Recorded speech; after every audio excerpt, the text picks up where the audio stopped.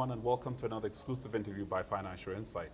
Today, I'm at the Radisson Blu Hotel, where we've just witnessed a very, very interesting, seminar that was hosted by the Zambia Association of Manufacturers. And with me to talk to me about, what the purpose of the event was Mr. Mohammed Omar, who is the president of ZAM. Mohammed, how are you?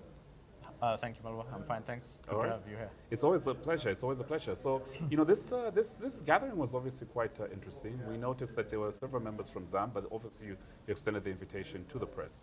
One of the issues that was obviously being addressed was the issue of price reduction. Now, we already heard from several of your members that announced, various price reductions that range from 5% here and to 15, 20% there. How did you come up with the structure of how to find out if the membership were actually answering the call from Minister of Commerce to reduce prices? Thank you, Malwa. Malwa, as you know, towards the end of last year, we did see an appreciation of the Zambian kwacha. Early, maybe last week, the Bank of Zambia governor announced we're in single-digit inflation now. We have seen a lot of improvement in the macroeconomic stability of the country. We have seen fuel prices that have just come down as well. And all these factors put into place, more power supply now given, more reliable power supply given, all these factors put into place.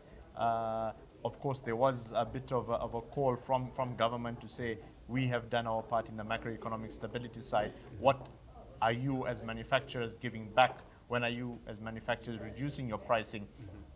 What we did is we went back to our membership, Malwa. We sent out a survey and understood from our membership who can manage, and depending on their cost structures. As you're aware, each company has their own cost structures, each company has their own lead time, each company has their own modalities of arriving at a price.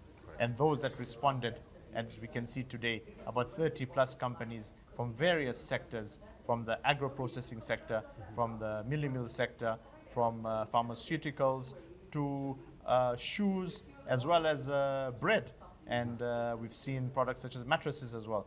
So some of our members who could afford to reduce based on the exchange rate, the macroeconomic stability, have passed on that reduction back to the suppliers, back to the customers. And as we go more into stability, as we see more dialogue happening, as we unclear these bottlenecks, we'll see more and more manufacturers reducing pricing as well. Right. Now, that's obviously very interesting. So it means that the membership were obviously following what was going on in terms of government side releasing information. How important was that information regarding the performance of the economy for the manufacturing sector? So, of course, data is key, and we appreciate the data given, but at the end of the day, what is factual is what happens on the ground. Right. And we have seen instances where previously you see an appreciation in kwacha and then you see a depreciation straight away. At least now we've seen some stability. Right. And that's why certain members who didn't do a knee-jerk reaction wanted to see how stable the depreciation is. And we have seen that the rate has held for 30 plus days. And this allows them now to make informed decisions, evidence-based decisions in remodeling the cost structures. Okay. Now, just to get an insight in terms of how far the survey got conducted, how many members actually responded? So more than 50 members did respond to the survey, and many of them had already effected a price towards the end of last year, and some of them are doing new price decrements now as we speak. Some did it early January. So it's a broad-based survey, and we've heard from the press briefing that there are many companies from different angles, from different subsectors of the manufacturing sector. Right. On a final note, as you look through, towards the rest of the year, obviously this good news really for consumers has come at the beginning of the year. What do you think would be some of the critical things that will ensure that these prices are sustained at the levels if they were to experience more reduction? Well, manufacturing is a long-term game, and short-term decisions don't really work in this space. So what we are asking government for is a long-term predictable tax policy. There are certain